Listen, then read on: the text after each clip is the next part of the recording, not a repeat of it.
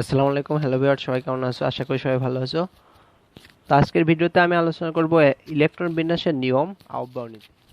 তো গত ভিডিওতে আমি আলোচনা করেছি নিলস বোরের পরমাণু মডেল।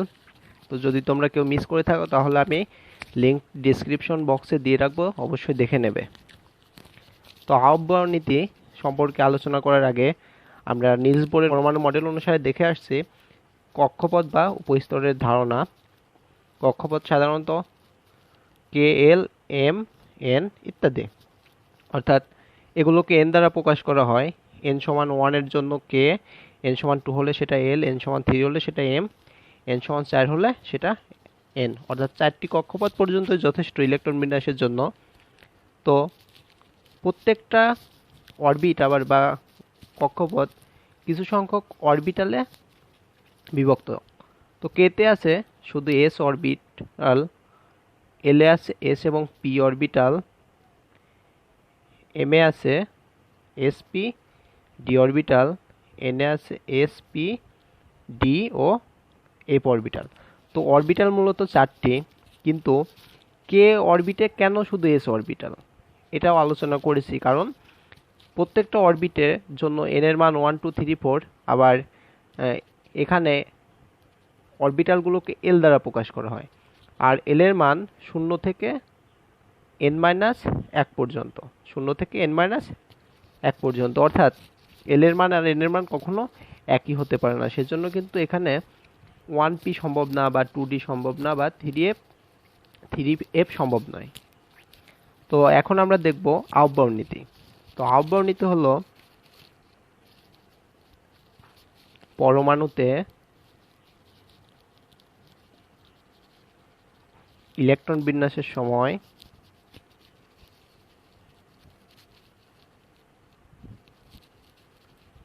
ইলেকট্রনগুলো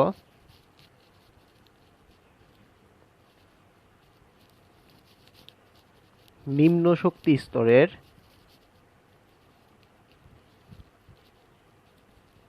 অরবিটাল পূর্ণ করবে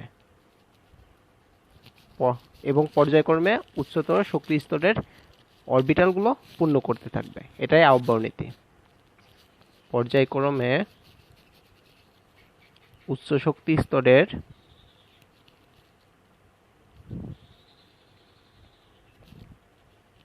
অরবিটাল পূর্ণ করতে থাকবে। তো এটি আউটবাউন্ড নীতি। তো আউটবাউন্ড নীতি এন প্লাস এল দ্বারা, আউটবাউন্ড নীতি অনুসারে এন প্লাস এল দ্বারা শক্তির পরিমাণ নির্ণয় করা হয়।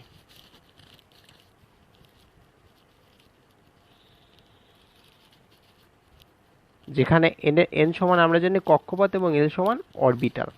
তো এস এর জন্য এল এর মান হবে 0, পি এর জন্য এল এর মান এগুলো আমরা জানি। এস এর জন্য এল সমান 0, পি এর জন্য এল সমান হবে 1, ডি এর জন্য এল সমান হবে 2, এফ এর জন্য এল সমান হবে 3। তো এগুলো আমরা আগে জেনে আসছি। তো এখন দেখব এন প্লাস এল এর মান যার কম, তার শক্তি কম, অর্থাৎ সেটাতে ইলেকট্রন আগে প্রবেশ করবে। আর এন প্লাস এল এর মান যে অরবিটালের বেশি সেটাতে ইলেকট্রন পরে প্রবেশ করবে। তো আমরা এখন দেখব 1s এর জন্য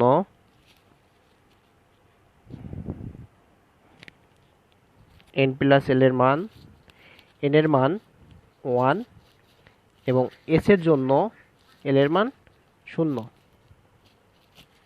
অর্থাৎ 1s এর জন্য এন প্লাস এল এর মান 1। 2s এর জন্য এন প্লাস এল হবে 2 প্লাস এস এর জন্য এল এর মান 0, অর্থাৎ 2। 2p এর জন্য এন প্লাস এল এর মান হবে এন এর মান 2 প্লাস পি এর জন্য এল এর মান 1, অর্থাৎ 3।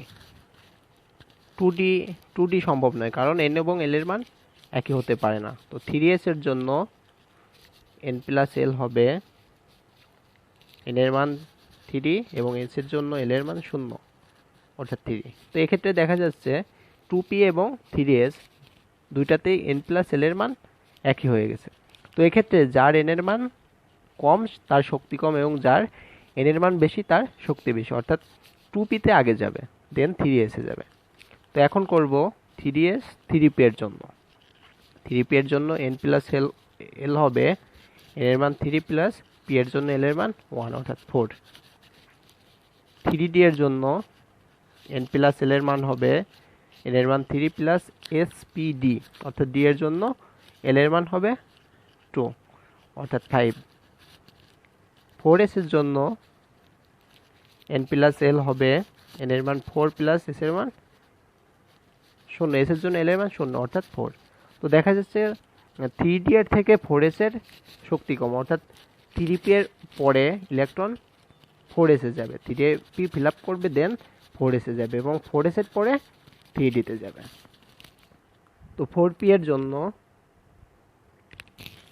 n প্লাস l সমান 4 প্লাস p এর জন্য l এর মান 1 অর্থাৎ 5। তো এখন দেখা যাচ্ছে 3d এবং 4p এর জন্য n প্লাস l এর মান একই হয়ে যাচ্ছে, কিন্তু এখানে 3d তে আগে যাবে, কিন্তু কারণ 3d তে n এর মান কম সে কারণে এর শক্তিও কম।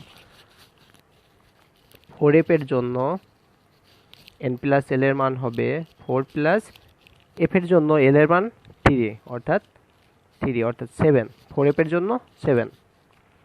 5s এর জন্য n প্লাস l এর মান হবে 5 প্লাস s এর জন্য l এর মান 0 অর্থাৎ 5। 5p এর জন্য n প্লাস l হবে 5 প্লাস p এর জন্য l এর মান 1 অর্থাৎ 6।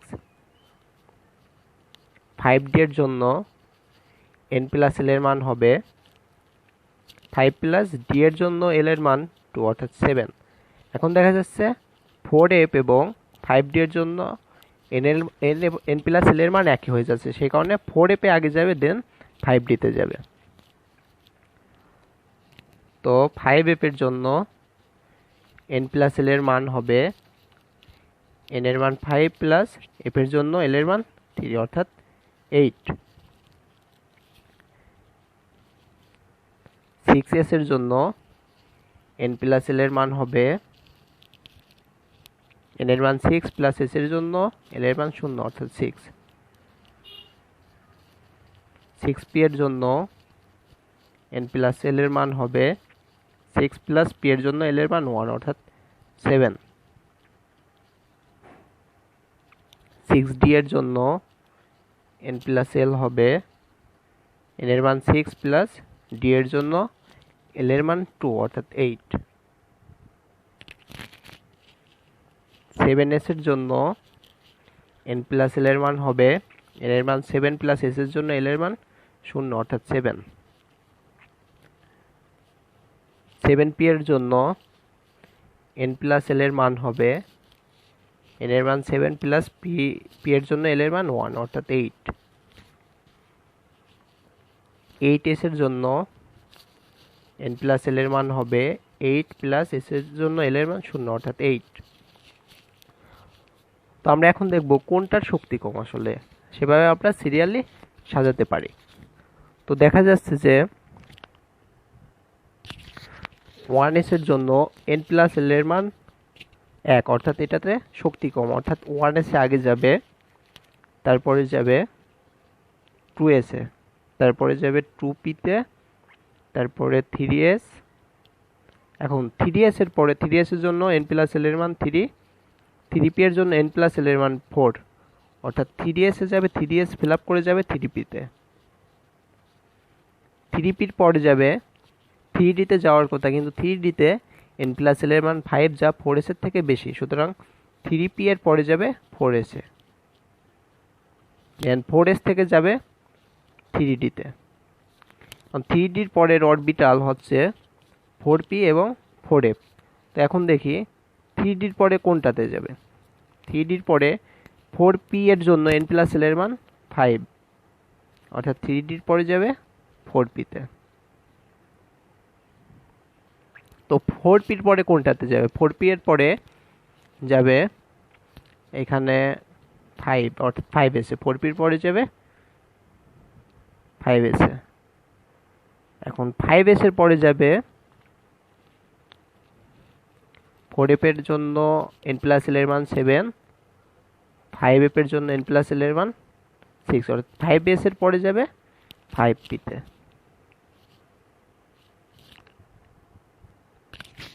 সরি, এইখানে 4p 4d এর জন্য 4d এর জন্য n প্লাস l হবে 4 প্লাস d এর জন্য l এর মান হবে 2 অর্থাৎ 6, অর্থাৎ 5s এর পরে যাবে 4d তে, দেন 4d এর পরে যাবে 5p তে। তো এভাবে সাজালে হয় 5p এর পরে যাবে 6s, অর্থাৎ 6s এ n প্লাস l এর মান 6, অর্থাৎ 5p এর পরে যাবে 6s। তো 6s এর পরে যাবে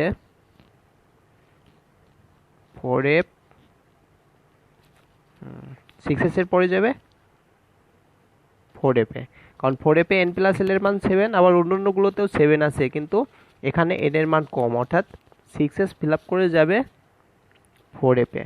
4f এর পরে যাবে 5d তে,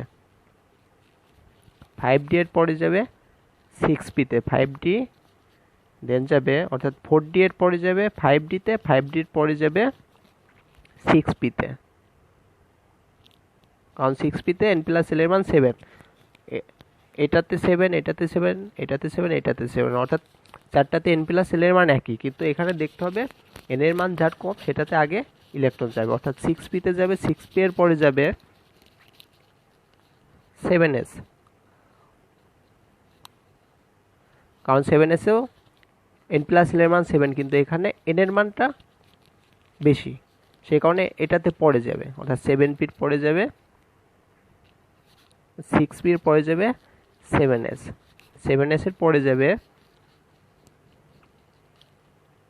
5f, এখন 5f এর পরে যাবে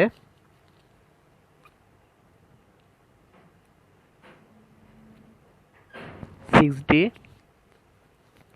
6d ফিল আপ করে যাবে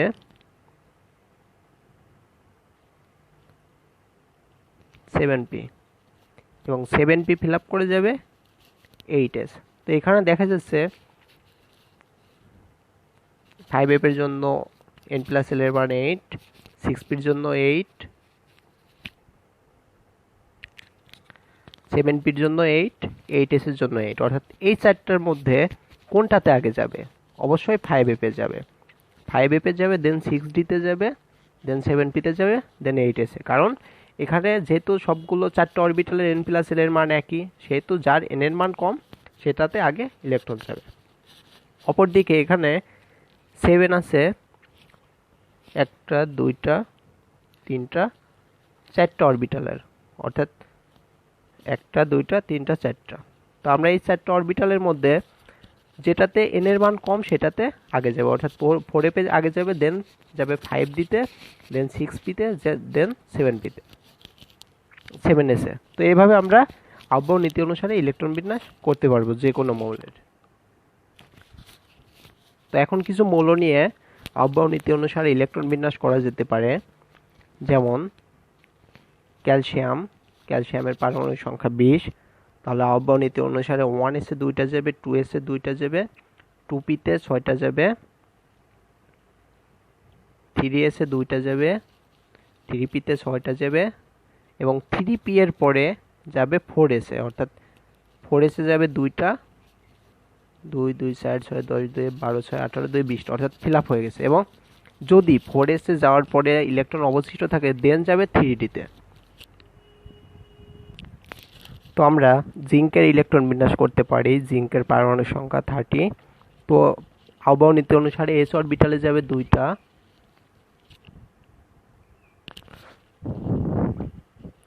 2s এ যাবে 2টা, 2p তে যাবে 6টা, 3s এ যাবে 2টা, 3p তে যাবে 6টা, 3d তে আগে ইলেকট্রন যাবে না, কারণ আববাও নীতি অনুসারে 4s আগে ফিল আপ করবে, দেন যাবে 3d তে, অর্থাৎ 4s এ 2টা ফিল আপ করবে, যদি অবশিষ্ট থাকে দেন 3d তে যাবে। তো 2 2 4 6 10 2 12 6 18 2 20টা, অবশিষ্ট থাকছে 10টা, সেক্ষেত্রে 3d তে 10টা যাবে।